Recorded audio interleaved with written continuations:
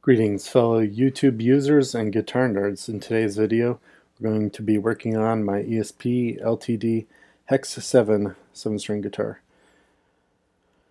So what we're going to be doing is we're going to be taking off the old stock bridge and we're going to be installing this nice new Hipshot Tone-A-Matic 7-string bridge. I got this bridge because I wanted a little more room for intonating at the bridge, and I thought it would look really good with the matte black finish of the guitar and the matte black bridge itself together. So the old bridge, I had to use a tiny little Allen wrench to get it unlocked and remove it from the posts, as you can see here.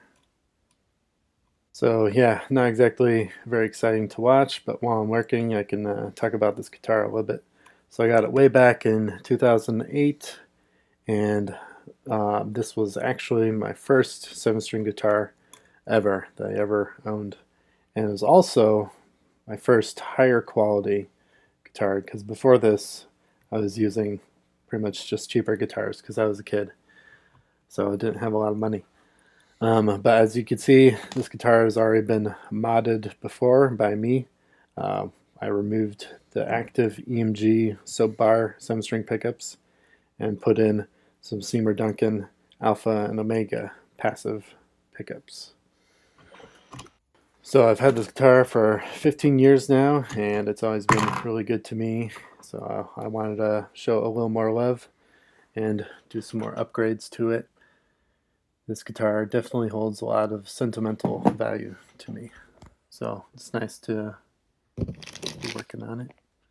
So if you order your own 7-string Tone-A-Matic bridge from Hipshot, this is what you can expect to find in the package: the bridge itself and the posts with two different kinds of screws. I believe one is for import style threads, and I think the other one is meant for American made screws.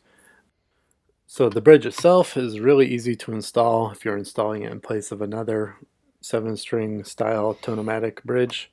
You can actually use the posts that are already there from the other bridge and just screw on these little tiny screws to lock the bridge in place.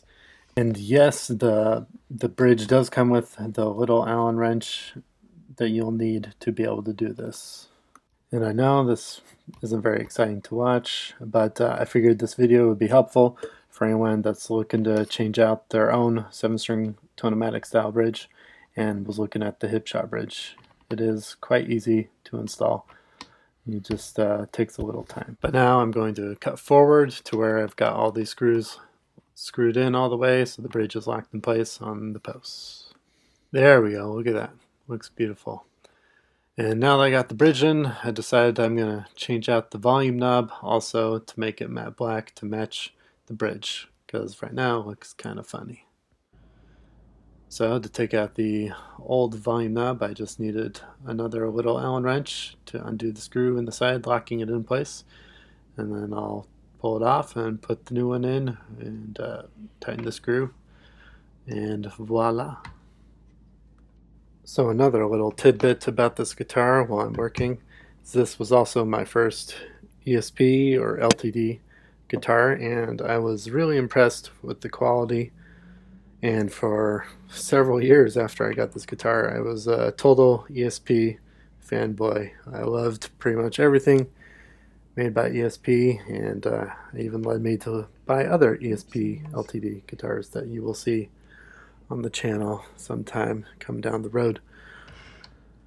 So don't forget to subscribe and hit the bell so you don't miss the videos coming on down the pipeline.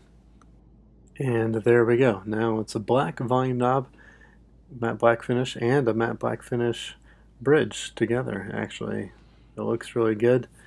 You know, black nickel hardware used to be my favorite color choice for hardware, but having owned several guitars with black nickel hardware over the years, they don't really look so good when they age, in my opinion.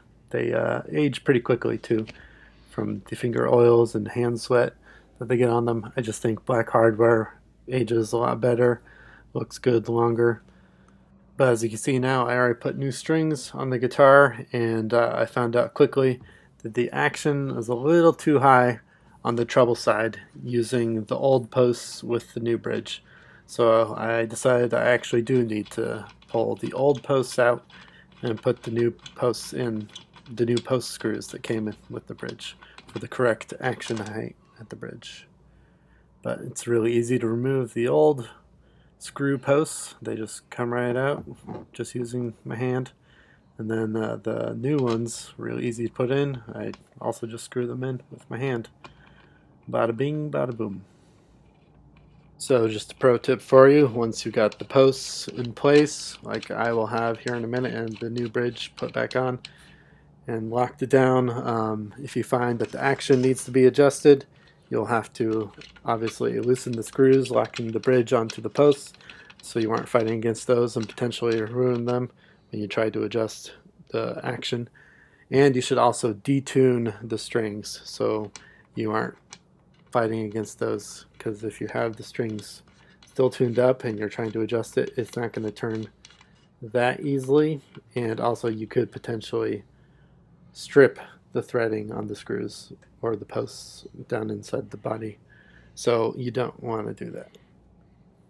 Now I got the bridge put in place again. I still got to adjust the action from the time of filming, but it's looking really good, really nice. Definitely happy with this mod. So here's a better view of the guitar.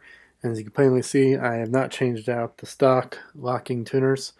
They are still black nickel, and now it looks kind of funny since some of the hardware is black, matte black, and some of the hardware is black nickel. So I think I will end up changing out the tuners also in another video.